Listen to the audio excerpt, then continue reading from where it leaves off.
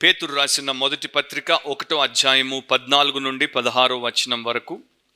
పేతురు రాసిన మొదటి పత్రిక 1వ అధ్యాయము 14 నుండి 16వ వచనం వరకు. 1 Peter 1:14-16 ఆ వాక్యమును నేను చదువుతాను, మీరు మీ బైబిల్స్లో గమనించండి. నేను పరిశుద్ధుడనై ఉన్నాను కనుక మీరును పరిశుద్ధులై ఉండుడని రాయబడి ఉన్నది. కాగా మీరు విధేయులగు పిల్లలై మీ పూర్వపు అజ్ఞాన దశలో మీకుండిన ఆశలను అనుసరించి ప్రవర్తింపక, మిమ్మును పిలిచిన వాడు పరిశుద్ధుడై ఉన్న ప్రకారం మీరును సమస్త ప్రవర్తన యందు పరిశుద్ధులై ఉండుడి. ప్రార్థన చేద్దాం. పరిశుద్ధుడు అయిన మా పరలోకమందున్న దేవా తండ్రి, నీకు మరొకసారి కృతజ్ఞతా స్తోత్రాలు చెల్లిస్తున్నాం. నీవు అపారమైనటువంటి పరిశుద్ధత గలవాడవు, నీవే అనంతమైనటువంటి పరిశుద్ధుడవు.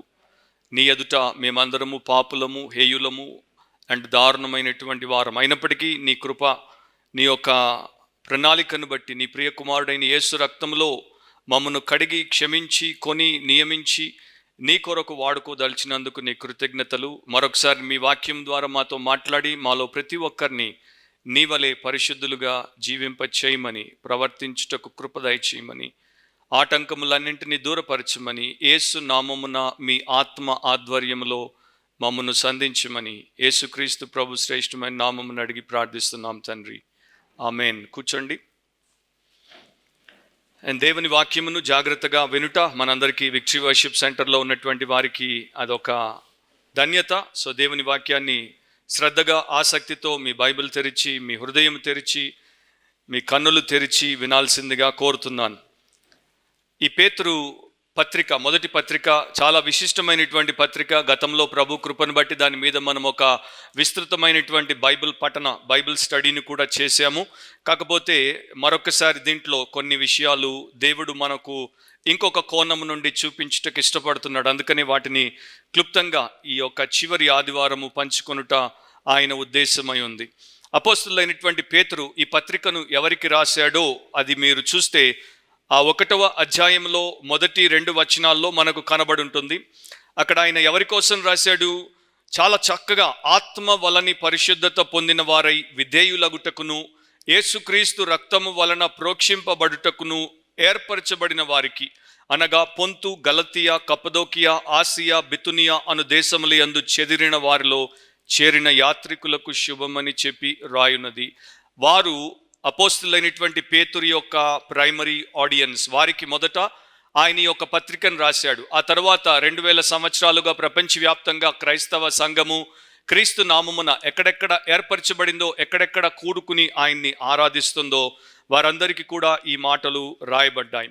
పేతురు ఈ పత్రికలో దేవుడు మన కొరకు ఏం చేశాడో చాలా అద్భుతంగా వివరించి, మనము దేవుడి కొరకు ఏమి చేయాలి, మనము దేవుడి కొరకు ఏమై ఉండాలి, మన జీవితము దేవుడి యొక్క ఆలోచన చొప్పున ఈ లోకంలో ఎలా ఆయన్ని అనుసరించేదిగా ఉండాలి అనే అంశాలన్నింటిని గురించి కూడా దీంట్లో రాశాడు. సో ఒక వ్యక్తి జీవితంలో అతడు తెలుసుకోవాల్సినటువంటివి, ఆమె తెలుసుకోవాల్సినవి అన్ని కూడా ఈ యొక్క పేతురు పత్రికలో కనబడతాయి. కుటుంబముగా, భార్యాభర్తలుగా మీరు ఎలా ఉండాలి, అండ్ ఒక పనివానిగా మీ యొక్క పని ప్రభుత్వానికైతే లేక ప్రైవేట్దైతే దాంట్లో ఎలా ఉండాలి, ఒక సంఘస్థుడిగా మీరు ఎలా ఉండాలి, ఒక సమాజంలో ఉన్నటువంటి క్రీస్తు సాక్షిగా ఎలా ఉండాలి, అండ్ సేవకులైతే ఎలా ఉండాలి, అండ్ దేవుడి అందున్నటువంటి వారి జీవితంలో కావలసిన ప్రతి విషయం ఎలా ఉండాలి అనేది ఈ పత్రికలో రాశాడు. కనుక ఇది చాలా చాలా ఉపయోగకరమైనటువంటి పత్రిక. క్రైస్తవ జీవితము, క్రిస్టియన్ లైఫ్ లేక క్రిస్టియన్ లైఫ్ స్టైల్, క్రైస్తవ జీవన విధానము దేంతో ప్రారంభమవుతుందో కూడా దీంట్లో మనం చూడొచ్చు. మొదట మన మనస్సును మనం సిద్ధపరచుకోవాలి.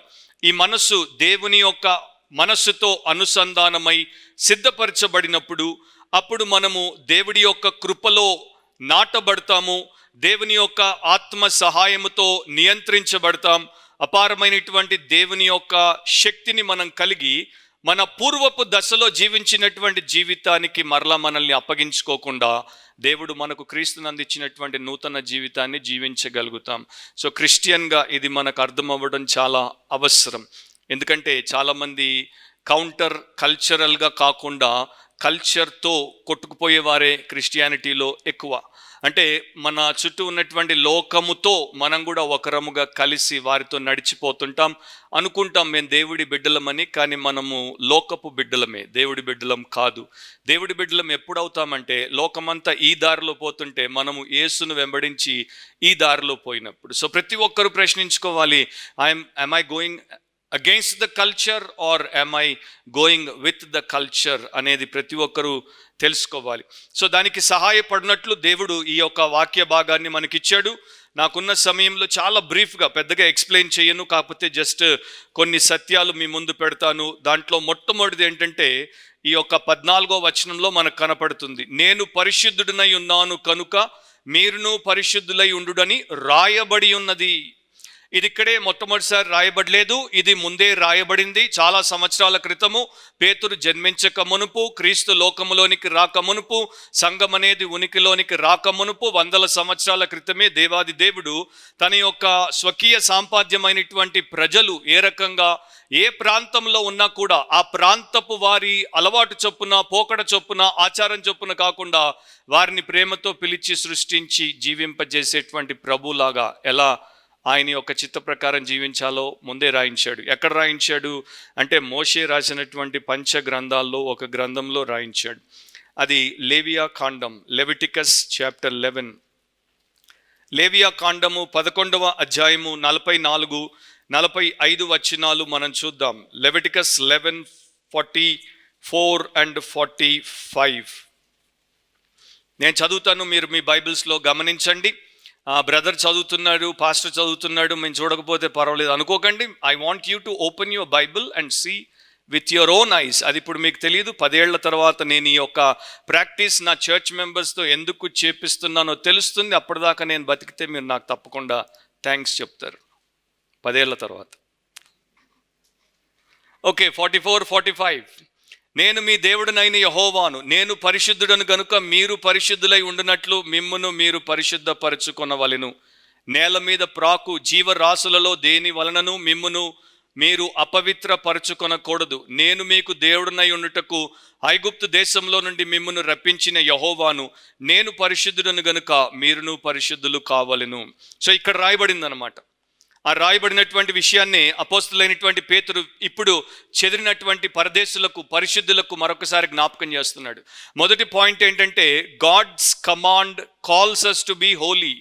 God's command calls us to be holy. దేవుని యొక్క ఆజ్ఞ, రాయబడినటువంటి ఆయన యొక్క ఆజ్ఞ మనల్ని పరిశుద్ధులుగా ఉండమని ఆజ్ఞాపిస్తోంది. కనుక దానికి క్రీస్తునందున్నటువంటి ప్రతి ఒక్కరూ, దేవుని విశ్వాసి అని చెప్పుకునేటువంటి ప్రతి ఒక్కరూ తప్పకుండా లోబడాలి. ఇది ఒక ఆజ్ఞ కనుక దాన్ని మనం తప్పకుండా గైకొనాలి. దేవుడు మనల్ని రక్షించిన తర్వాత మన జీవితాన్ని ఆయన చేతుల్లోనికి తీసుకుంటాడు. ఆయన చిత్తముతో నడిపించడానికి ఇక ప్రారంభమును ఆయన చేస్తాడు. అంతవరకు మన జీవితం మన చేతుల్లో ఉండేది, మన చిత్త ప్రకారం నడిచేది. కానీ ఇప్పుడు దేవుడు మన జీవితాన్ని తన చేతుల్లోనికి తీసుకున్నాడు, తన యొక్క చిత్తముతో నడిపిస్తాడు. మనం కేవలం నీ చేతితో నన్ను నడుపు అనేటువంటి పాట పాడితే సరిపోదు. రియల్గా మన లైఫ్ ఆయన చేతుల్లో పెట్టాలి, ఆయన చిత్తముతో మనం నడవాలి. సో దేవుడు ఎంత నియంత్రిస్తాడంటే మన లైఫ్ స్టైల్ అంతటినీ ఆయన యొక్క ప్లాన్ ప్రకారం మార్చేస్తాడు. మన జీవితాన్ని మన ఆశయాల ప్రకారం పోనివ్వడు. తన ఆశయాల ప్రకారం దాన్ని రూపుదిద్దినప్పుడు దాన్ని కంప్లీట్గా ఉల్టా చేసేస్తాడు. నీవు క్రైస్తవుడవు అవ్వకమునుపు ఏమై ఉన్నావో నీవు క్రైస్తవుడవు అయిన తర్వాత 100% దానికి వ్యతిరేకంగా మారినప్పుడే నీవు దేవుడి చిత్తంలోనికి వచ్చావని తెలుసుకోవచ్చు. లేకపోతే ఇంకా పాత నీలో ఉంటే ఇంకా ఆయన చిత్తంలోనికి రాలేదు. ఈ పేతురు పత్రికలో 6 సార్లు మన ప్రవర్తన గురించి దేవుడు మాట్లాడాడు. అంటే పరిశుద్ధతకు ప్రవర్తనకు ఎంత దగ్గర సంబంధం ఉందో గమనించండి. పరిశుద్ధత పెదవులకు, పలుకులకు సంబంధించింది కాదు. పరిశుద్ధత ఒక వ్యక్తి ప్రవృత్తికి, క్యారెక్టర్కి అండ్ ప్రవర్తనకు, కాండక్ట్కి సంబంధించింది. సో ఆ యొక్క రీతిలో సమస్త ప్రవర్తనలో మీరు పరిశుద్ధులై ఉండమన్నప్పుడు అది ఎలా చేయాలో కూడా ప్రభువే ఇక్కడ మనకు చెప్తున్నాడు. ఏ రకంగా చేయాలని చెప్పాడు? మీరు విధేయులగు పిల్లలై, ఒబీడియంట్ చిల్డ్రన్ లాగా. తల్లిదండ్రులు మనకు ఆజ్ఞాపించినప్పుడు లోబడితేనే మనం మంచి పిల్లలం. దేవుడు మనకు ఆజ్ఞాపించినప్పుడు లోబడితేనే మనం నిజంగా దేవుని పిల్లలం. సో దేవుడి యొక్క ఆజ్ఞకు ఎందుకు లోబడాలి? లోబడకపోతే ఏం జరుగుతుంది? లోబడితే మన పాత జీవితానికి మనం కంప్లీట్గా స్వస్తి చెప్పిన వారం అవుతాం.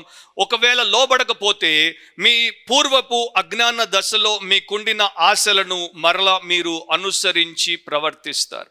ఇక్కడ కేజేవిలో ఇంగ్లీష్లో బాగుంటుంది, not fashioning yourselves according to your former lusts in ignorance.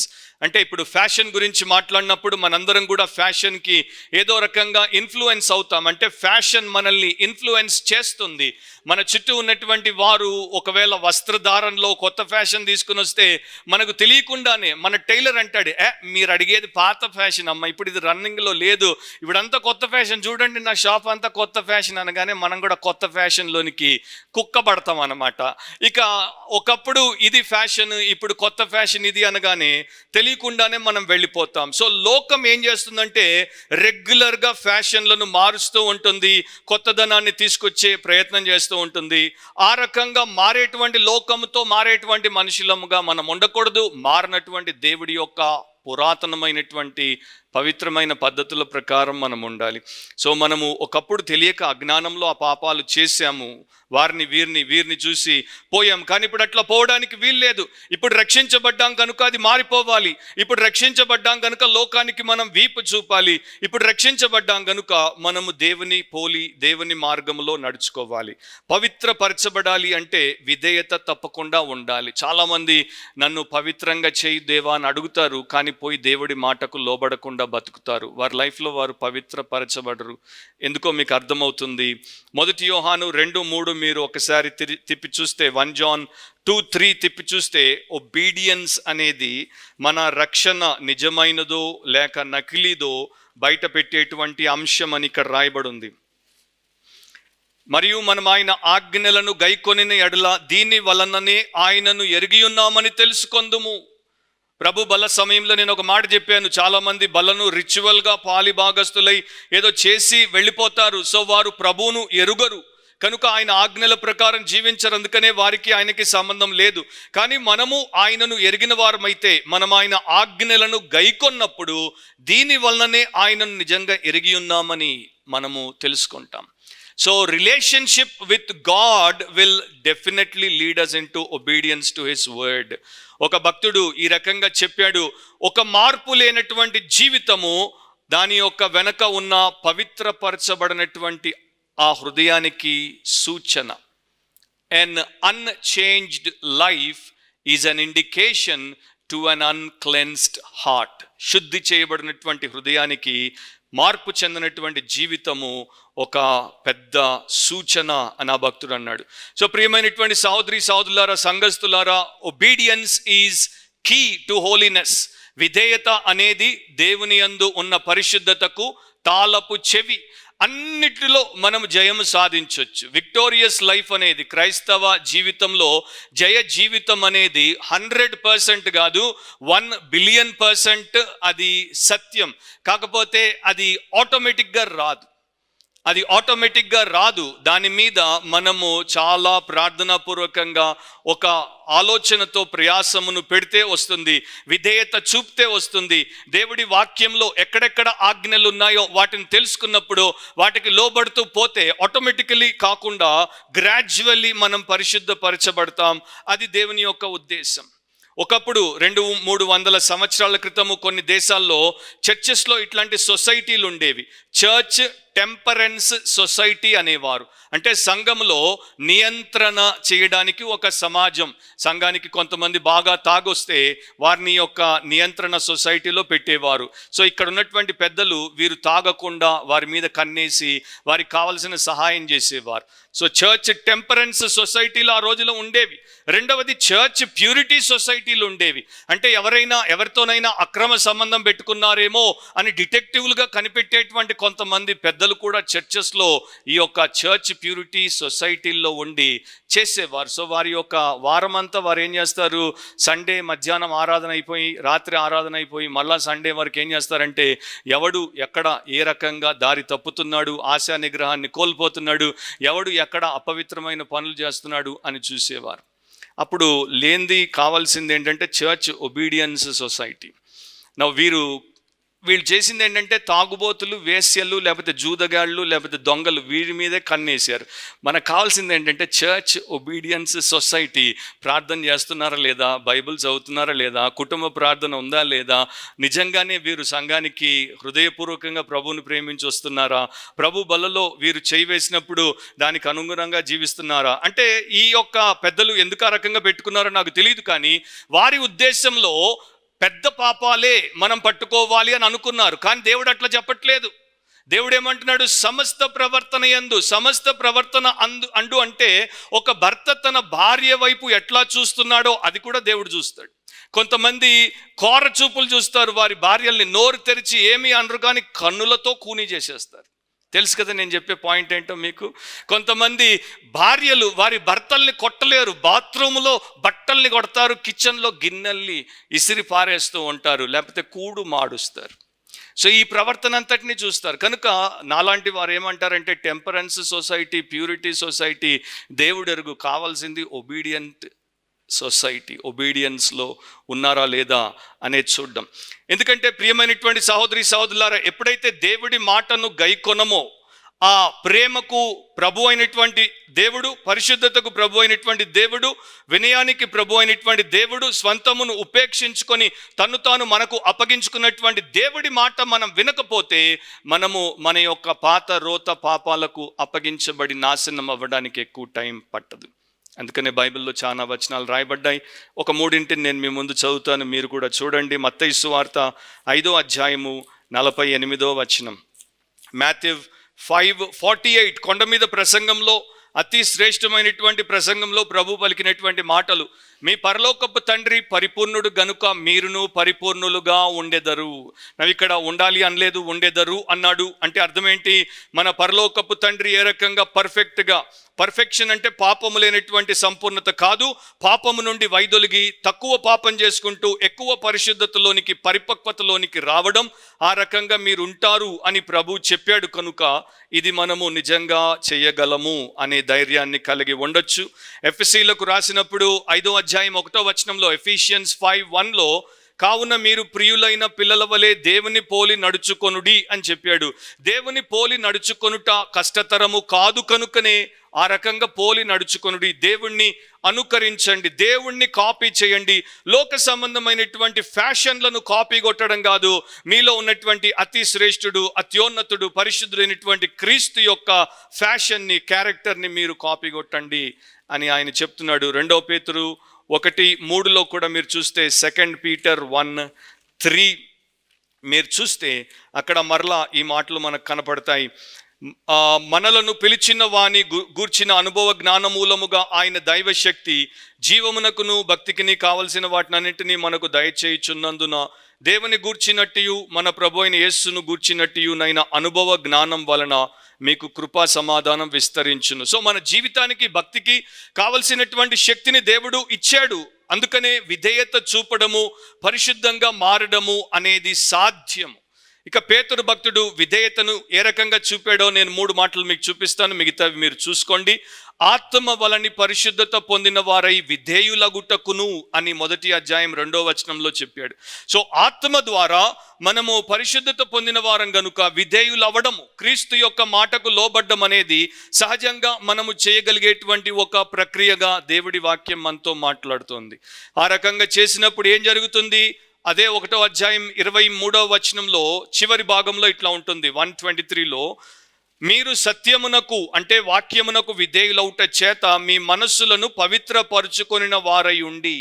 So నా మనస్సును, నా ఆత్మను, నా హృదయాన్ని, నా దేహాన్ని, నా యొక్క జీవితం అంతటిని ఏ రకంగా పవిత్రపరుచుకోగలను అంటే వాక్యానికి, సత్యానికి నేను విధేయత చూపుట ద్వారా. ఆ ప్రకారము 3వ అధ్యాయం 6వ వచనం చదువుతున్నాను, 1 పీటర్ 3:6.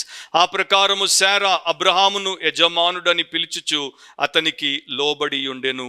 సో మీరును యోగ్యముగా నడుచుకొనొచ్చు, ఏ భయమునకు బెదరకై ఉన్న ఎడల ఆమెకు పిల్లలగుదురు.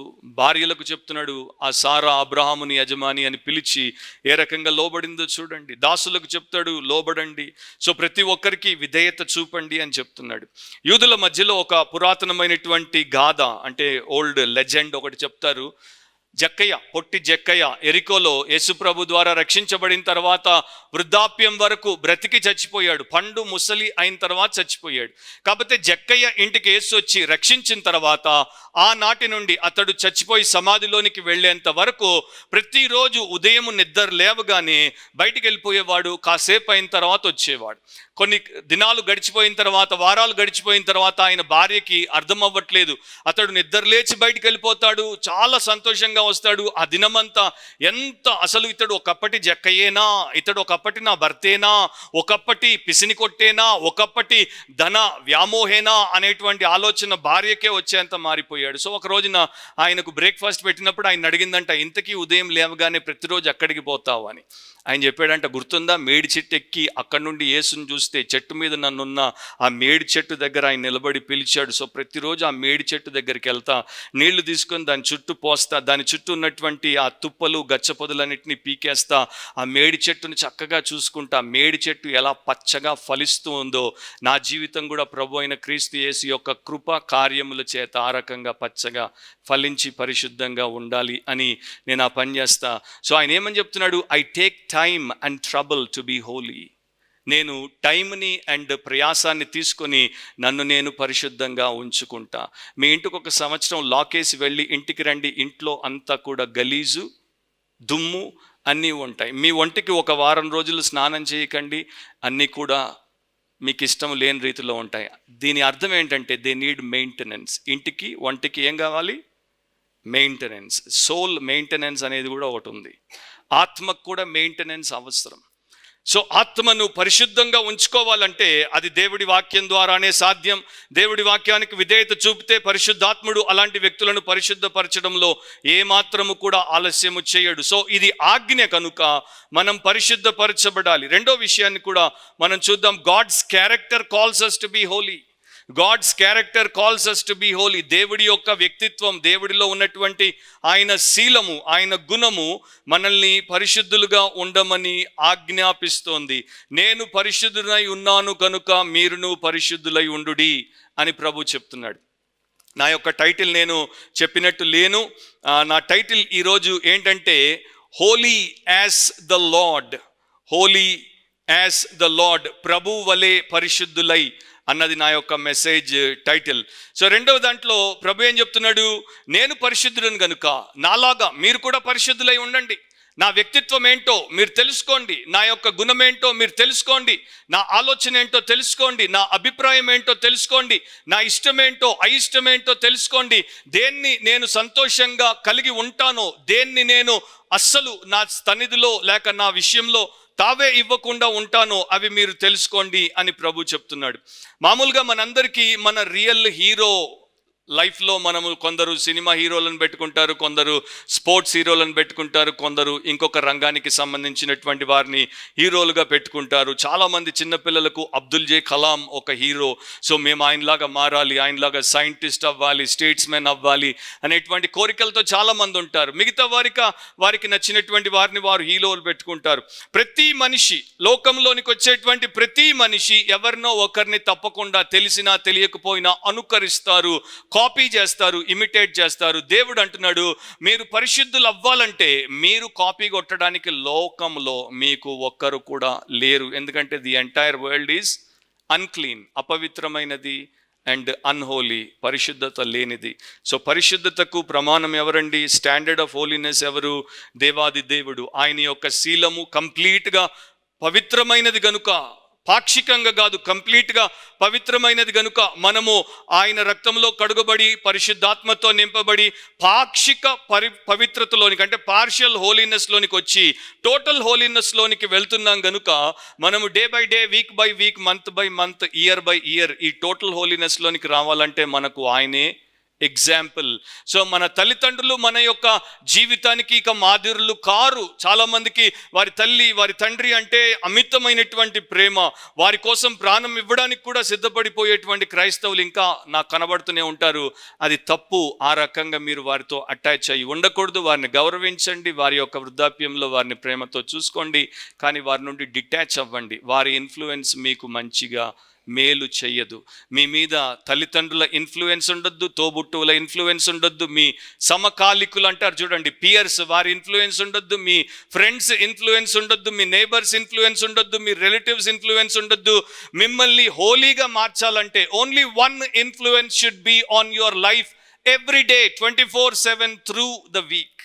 అది దేవుడి యొక్క స్టాండర్డ్తో కూడినటువంటి పవిత్రత.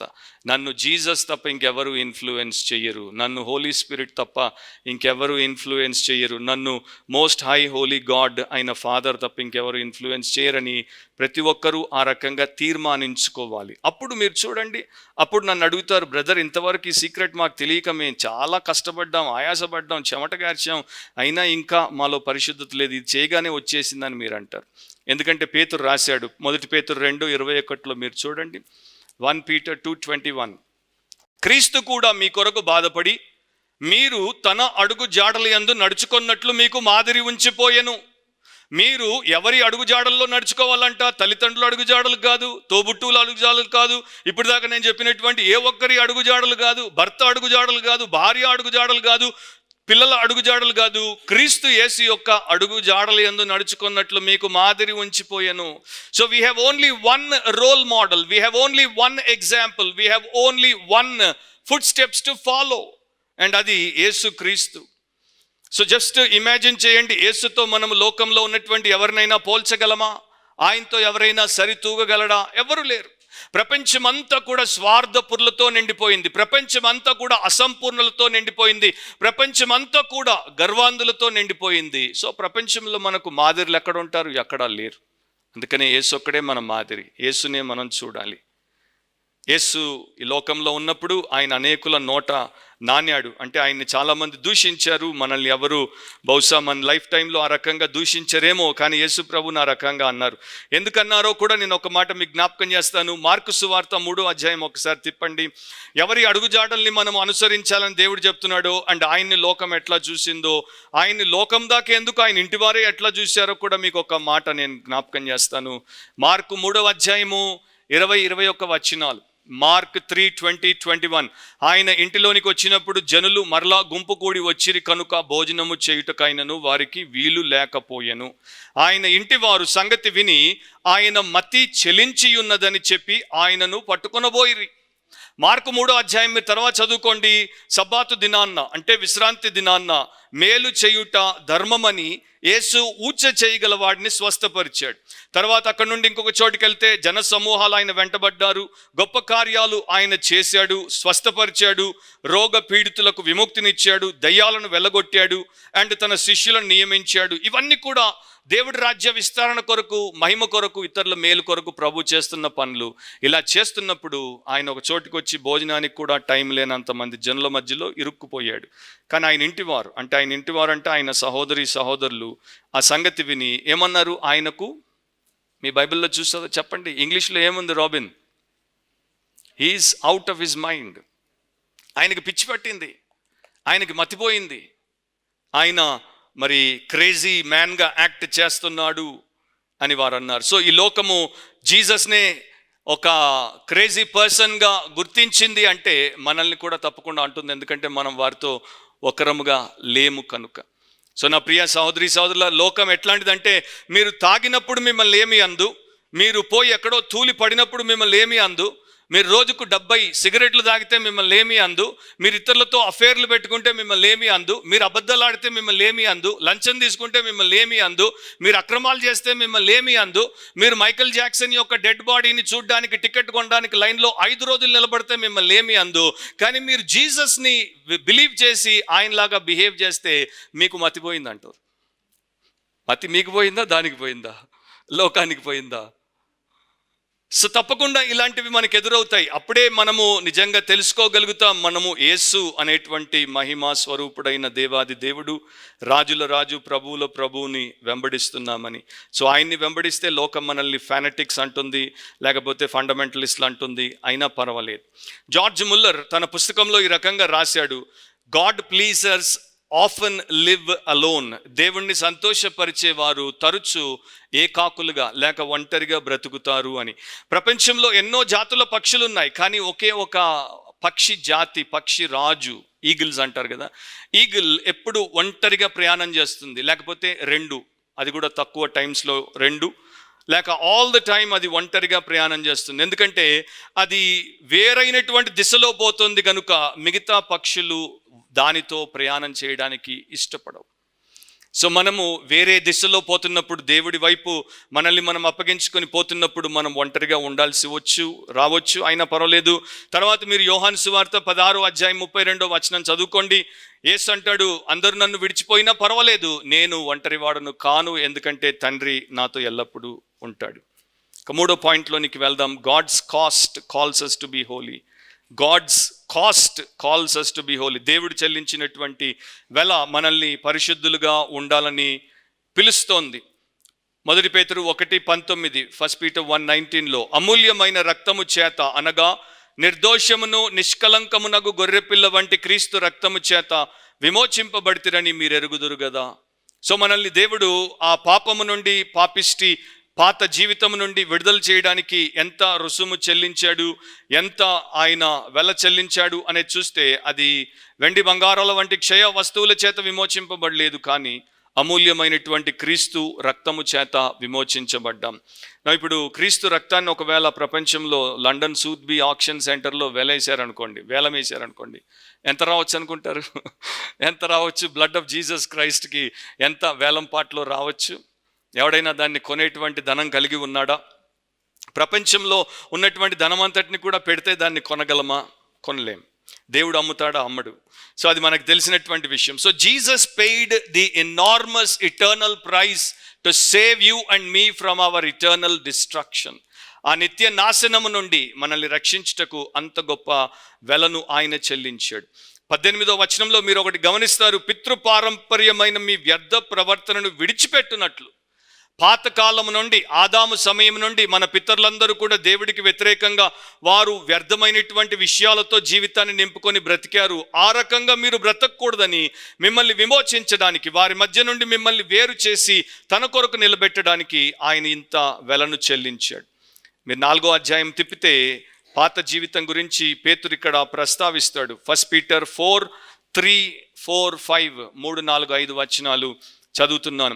మనము పోకిరి చేష్టలు, దురాశలు, మద్యపానము, అల్లరితో కూడిన ఆటపాటలు, త్రాగుబోతుల విందులు, చేయదగని విగ్రహ పూజలు మొదలైన వాటి యందు నడుచుకొనుచు అన్య జనుల ఇష్టము నెరవేర్చుచుండుటకు గతించిన కాలమే చాలును. అపరిమితమైన ఆ దుర్వ్యాపారమునందు తమతో కూడా మీరు పరుగెత్తకపోయినందుకు వారు ఆశ్చర్యపడుచు మిమ్మును దూషించుచున్నారు. సజీవులకును మృతులకును తీర్పు తీర్చుటకు సిద్ధముగా ఉన్నవానికి వారు ఉత్తరవాదులై ఉన్నారు. సో మనం చేసినటువంటి ఘోరమైన నీచమైన పాపాలకు గతించిన కాలమే చాలు. వాటిని మరలా ఇప్పుడు మీరు రిపీట్ చేయవద్దు. మీరు వాటితోనే బ్రతకడానికి యేసు మీ ఆత్మ కొరకు అంత వెల, తన రక్తమును ఆయన అర్పించలేదు అని దేవుడి వాక్యం చెప్తోంది.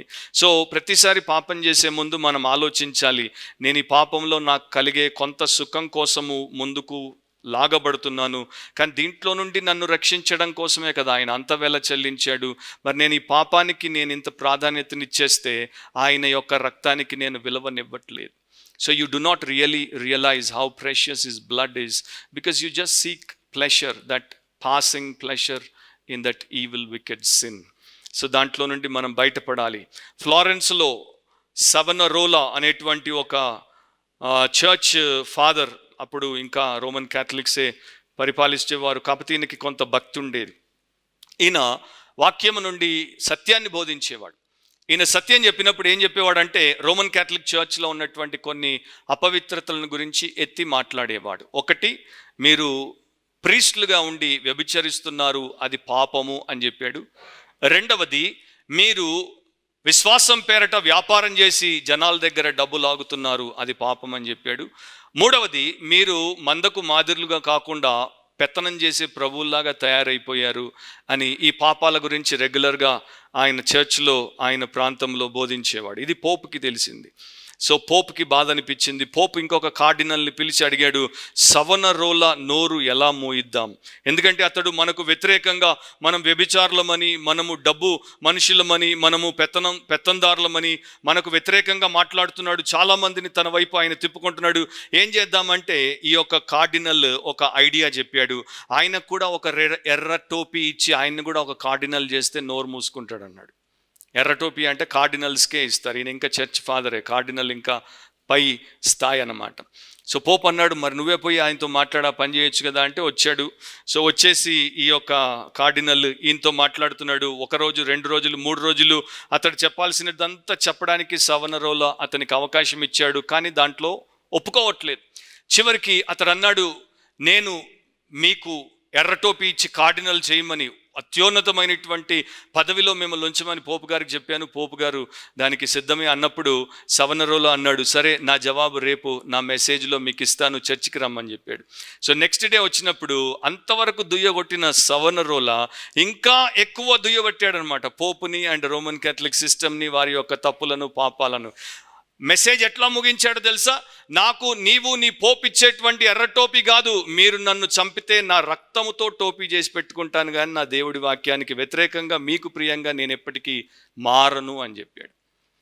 సో ఆయన రక్తాన్ని వారు చిందించిన, ఎందుకంటే ఆ టైంలో వారు చంపేసేవారు, కాల్చేవారు, లేకపోతే చంపేసేవారు. దానికైనా నేను సిద్ధమే, కానీ నా యొక్క ప్రీచింగ్ని నేను మార్చను, నేను మీ యొక్క రాజీకి రాను అని చెప్పాడు.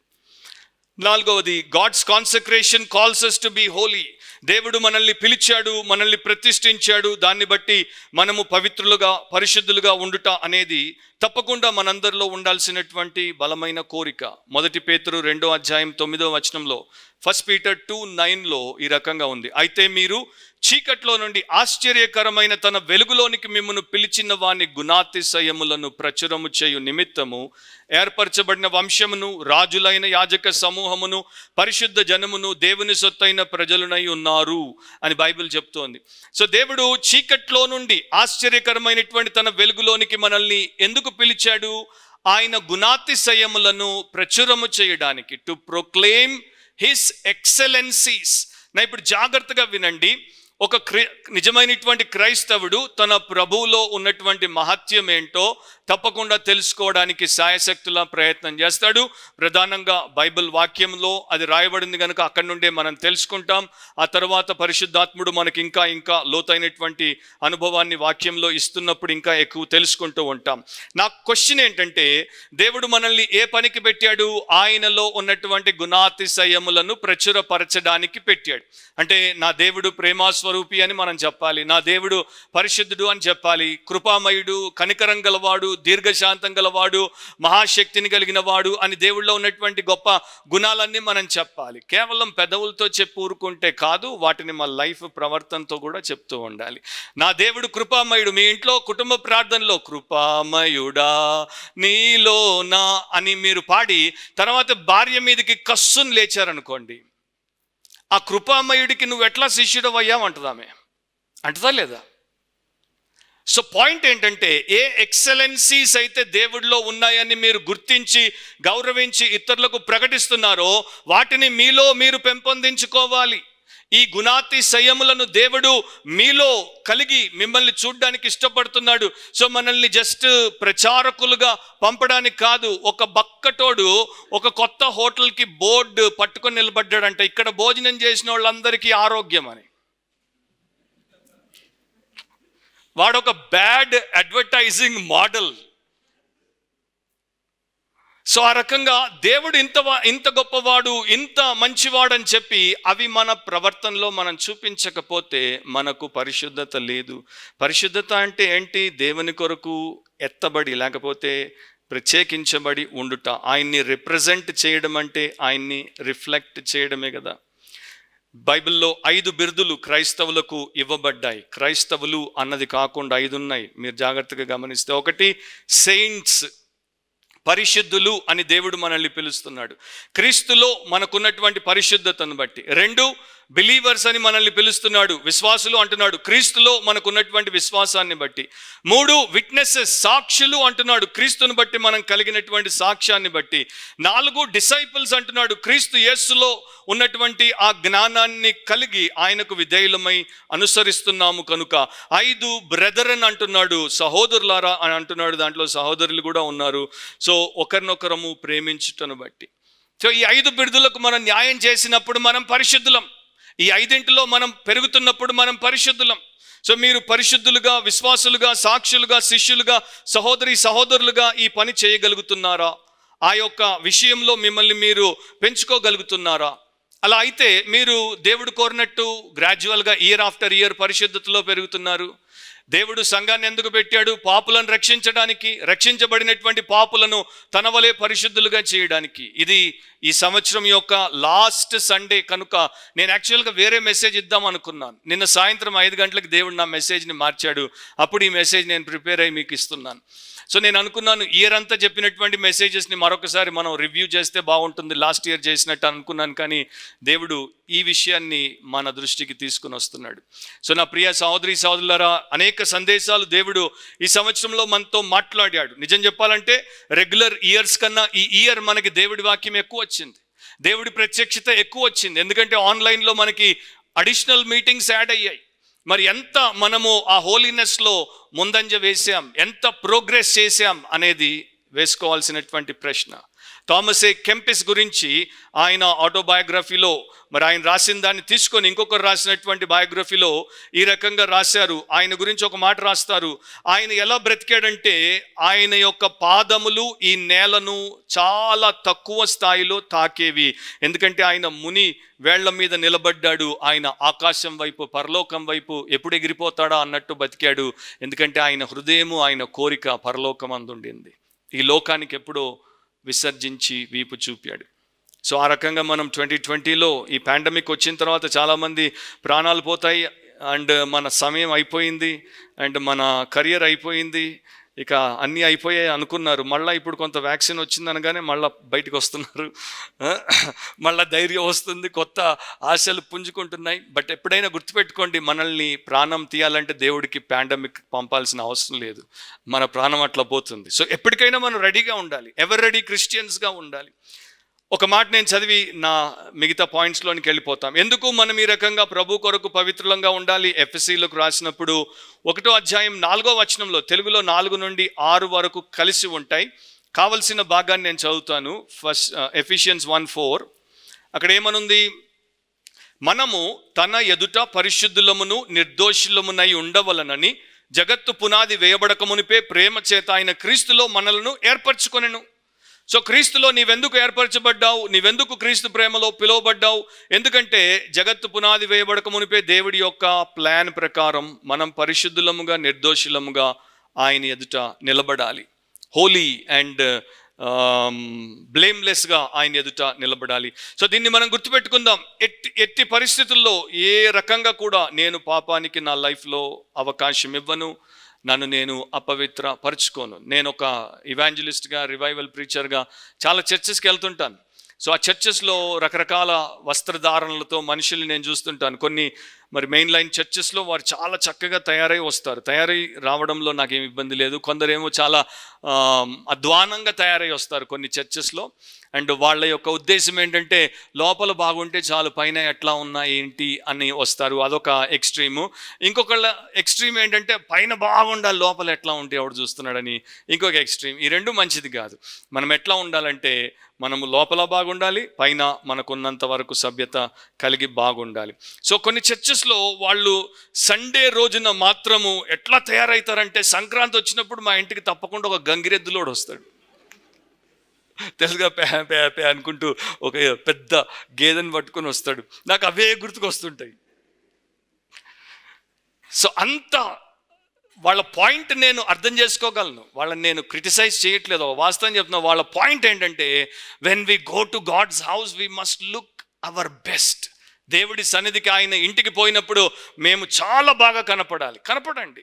కానీ దేవుడు మీ పైవేశాన్ని కాదు కదా చూసేది. దేవుడు మీరు 25,000 పెట్టుకున్న వస్త్రాన్ని కాదు కదా చూసేది. దేవుడు మీ యొక్క హృదయాన్ని, ఆత్మను తన కుమారుడైనటువంటి యేసు రక్తంతో కొన్నాడు. దాన్ని ఎంతగా ముస్తాబు చేశారు అన్నది చూస్తాడు. పైవేశానికి మీరు ఇంత పడిపోతే ఎట్లా? ఆ దేవుడి జ్ఞానం మనకు కొంతైనా ఉండాలి కదా. 5వది, God's commission calls us to be holy. God's commission calls us to be holy. మనకిచ్చిన గ్రేట్ కమిషన్ ఏంటో మనందరికీ తెలుసు. 1 పేతురు 3వ అధ్యాయము 15-16 కలిసి ఉన్నాయి. తెలుగులో, ఇంగ్లీష్లో అయితే 15లోనే ఉంటుంది. నిర్మలమైన మనస్సాక్షి కలిగిన వారై మీలో ఉన్న నిరీక్షణను గూర్చి మిమ్మును హేతువు అడుగు ప్రతివానికిని సాత్వికముతోను భయముతోను సమాధానము చెప్పుటకు ఎల్లప్పుడూ సిద్ధముగా ఉండి మీ హృదయముల యందు క్రీస్తును ప్రభువుగా ప్రతిష్ఠించుడి. అప్పుడు మీరు దేని విషయమై దుర్మార్గులను దూషింపబడుదురో దాని విషయమై క్రీస్తు నందున్న మీ సత్ప్రవర్తన మీద అపనింద వేయువారు సిగ్గుపడుదురు. సో క్రీస్తును మన హృదయాల్లో ప్రభువుగా ప్రతిష్ఠించి ఆ తరువాత ప్రపంచానికి ఆయనే ప్రభువు, ఆయనే రక్షకుడు అని మనం ప్రకటించాలి. మనల్ని మన యొక్క లోపలున్నటువంటి విశ్వాసమును బట్టి లేక మనకున్నటువంటి నిరీక్షణను బట్టి ఎవరైనా అడిగితే దానికి మనము జవాబు ఇవ్వగలిగేటువంటి స్థితిలో ఉండాలి. నాకు ఉన్నటువంటి ఒక మెయిన్ బర్డెన్ ఏంటంటే, ఇప్పుడున్న చాలామంది క్రిస్టియన్ బిలీవర్స్కి ఏ పుస్తకం ఎక్కడుందో కూడా బైబిల్లో తెలియదు. అంటే ఈ బైబిల్ని మనం ఎప్పుడైనా వచనం తిప్పమంటే వారు ఎక్కడ తిప్పుతున్నారో చూసేస్తే మనకు అర్థమైపోతుంది వారి ఆత్మీయత ఎంతగా ఉందో. సో నేను 1 పేతురు అంటే వాళ్ళు పాత నిబంధన తిప్పుతుంటారు, మొదటి దినవృత్తాంతములు అనేది చూస్తుంటారు వాళ్ళు. లేకపోతే నేను లేవియ కాండం అంటే వాళ్ళు హెబ్రీలు తిప్పుతుంటారు. సో నేను చాలాసార్లు నా ముందు కౌన్సిలింగ్కి వచ్చిన వారిని బైబిల్ తిప్పమని కావాలని చెప్తాను. వారు బైబిల్ ఎంత ఫాస్ట్గా తిప్పుతారు, ఎలా తిప్పుతారు అన్న దాన్ని బట్టి నేను కొంత అనాలిసిస్ చేయడానికి, అమ్మో ఈయన దగ్గరికి పోవద్దు, చాలామంది ఎట్లాగూ రావట్లేదులేండి.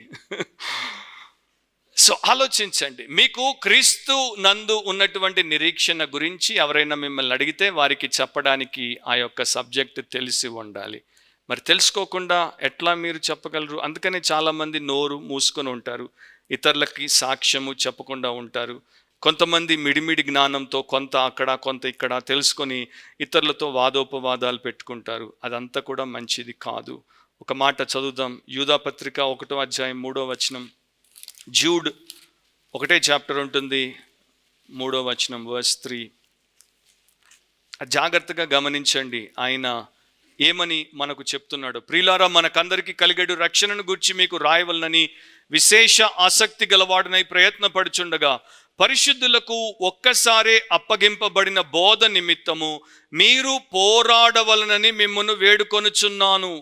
ఆ రకంగా మీకు రాయవలసి వచ్చింది.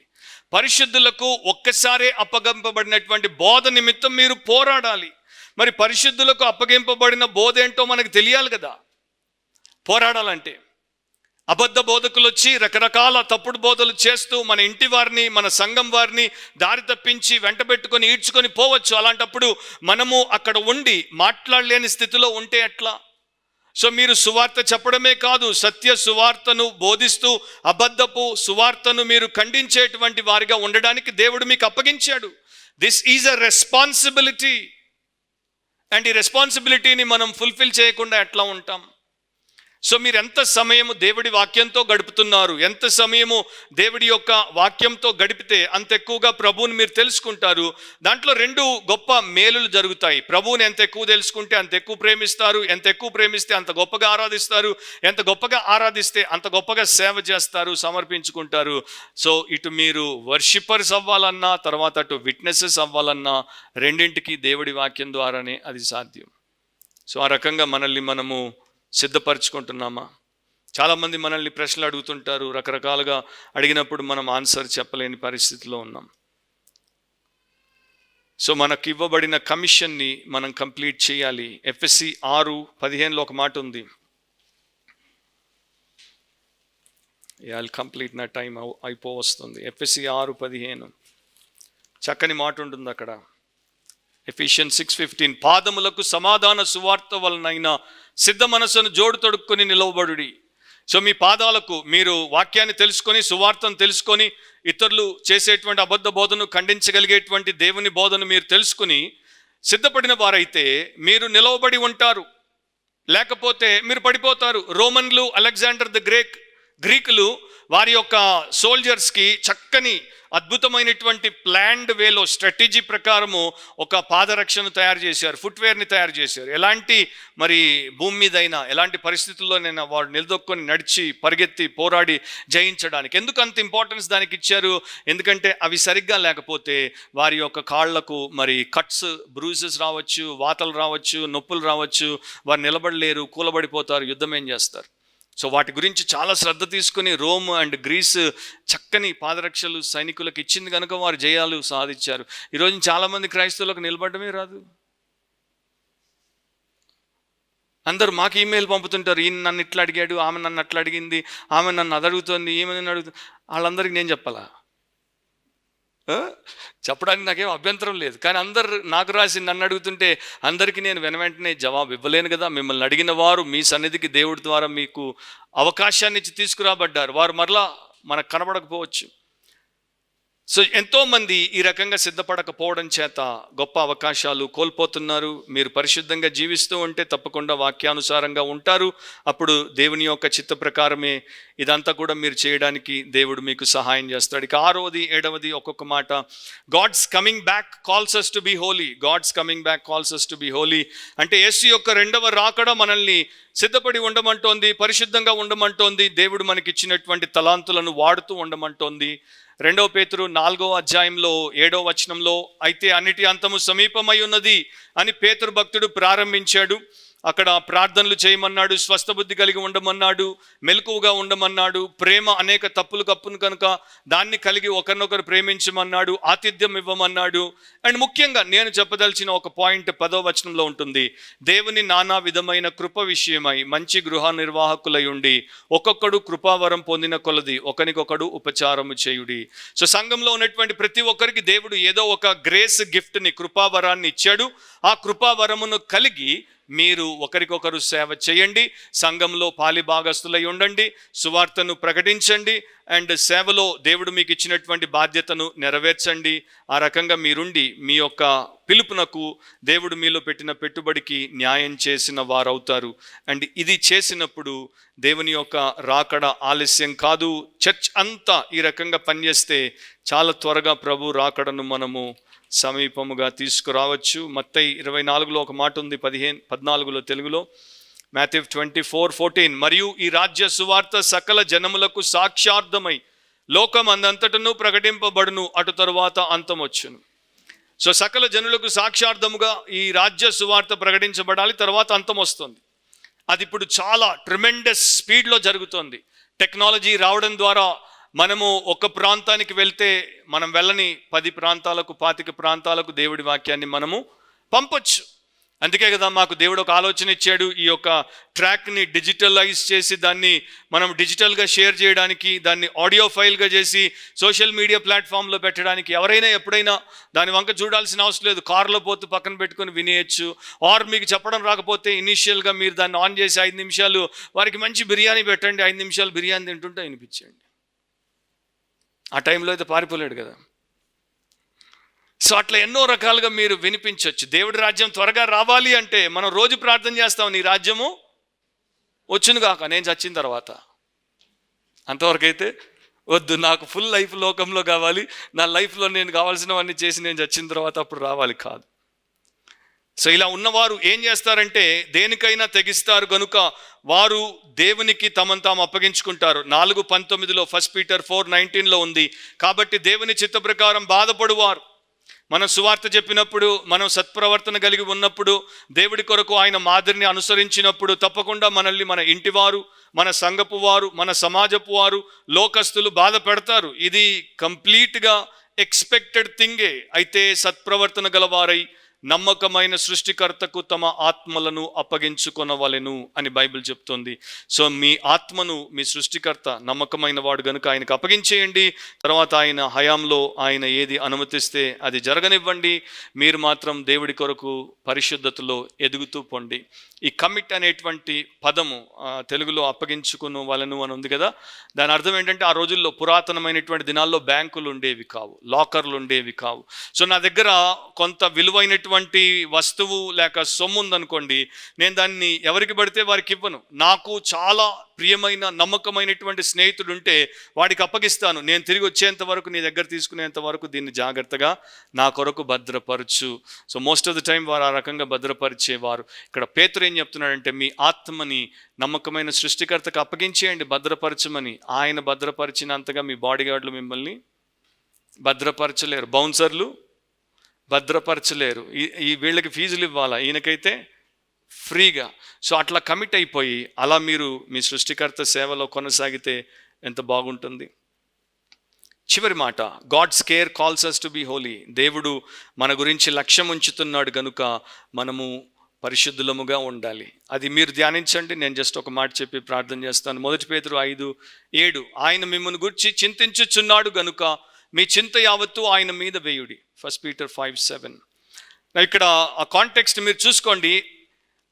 అపోస్తులైనటువంటి పేతురు మొదట యేసుప్రభు గురించి మాట్లాడాడు, యేసుప్రభు యొక్క దీనత్వం గురించి మాట్లాడాడు, తర్వాత అపవాది విరోధి అయిన సాతాను గురించి మాట్లాడాడు, గర్వం గురించి మాట్లాడాడు. సో ఇక్కడ విషయం ఏంటంటే, చింత అనేది దేనికి సాదృశ్యమైనది? గర్వానికి సాదృశ్యమైనది.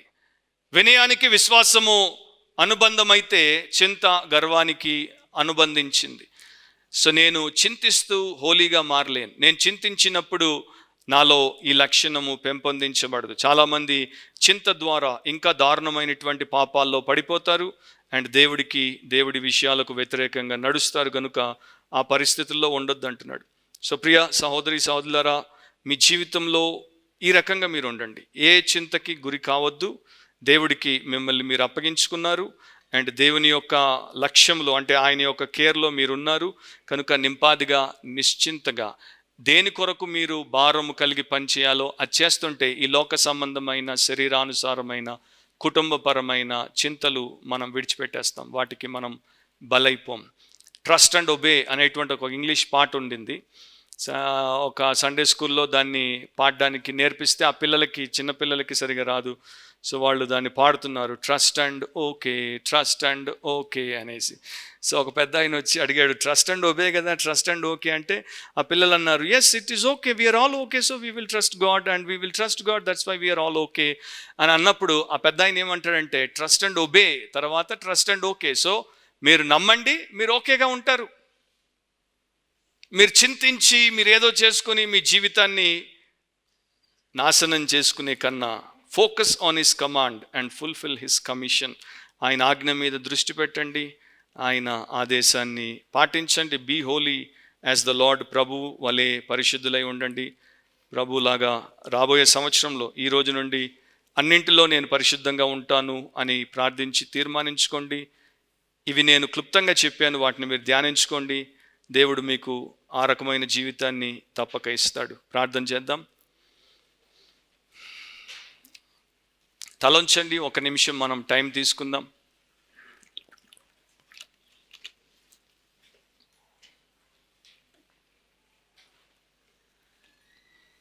సో విశ్వాసులమైన మనము పవిత్రులముగా సమస్త ప్రవర్తన యందు పరిశుద్ధులముగా ఉండుటకు ప్రభు చేత ఆదేశించబడ్డాం. పరిశుద్ధత ఆయనే దానికి ప్రమాణం. సో ఎవ్రీ టైం మీ ఎదుట ఒక తీర్మానం ఉన్నప్పుడు మీరు వేసుకోవాల్సిన ప్రశ్న, ఇలాంటి పరిస్థితిలో యేసుక్రీస్తు ఏమి చేస్తాడు? యేసుక్రీస్తు ఈ వ్యవహారాన్ని ఎలా హ్యాండిల్ చేస్తాడు? అది మీకు తెలపడానికే దేవుడి వాక్యంలో యేసు యొక్క జీవిత అండ్ ఆయన జీవితంలో జరిగిన సంఘటనల సారమంతా రాయబడింది. వాటిని మనం చదివి తెలుసుకున్నప్పుడు, ఆయన ఏమై ఉన్నాడో తెలుసుకున్నప్పుడు, మనం ఏ టైంలో ఎవరితో ఏం చేయాలో మనకి తెలిసిపోతుంది. ఆ ప్రకారం మనం చేస్తాం. అఫ్కోర్స్ అలా మనం చేసినందుకు మనల్ని వారు యేసును అన్నట్టు వీళ్ళకి మతిపోయింది అని అనొచ్చు, నో ప్రాబ్లం. బట్ ఆ రకంగా ఉండుటే దేవుని పరిశుద్ధతలో పరిపక్వతలో మనము ఎదుగుట. ప్రేమగల మా తండ్రి, మరొకసారి మీరు మమ్మల్ని ఎంతో ప్రేమించారు, మాతో మాట్లాడుతున్నారు, మీకు స్తోత్రాలు. మీ వాక్యమును మాకు విపదీసి మనోనేత్రాలు తెరిచి మాకు బోధిస్తున్నందుకు మీ కృతజ్ఞతలు.